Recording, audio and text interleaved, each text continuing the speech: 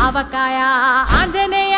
కథ మొదలెట్టినాడు చూడరయ్యా శక్తినంతా కూడగట్టి చెట్టు దులిపినాడు అంజయ్య ఎర్ర ఛాయ కోతి అవతార వెంటమాయ కత్తి సేత పట్టకుండా కాయ కోసినాడు కపిలయ్య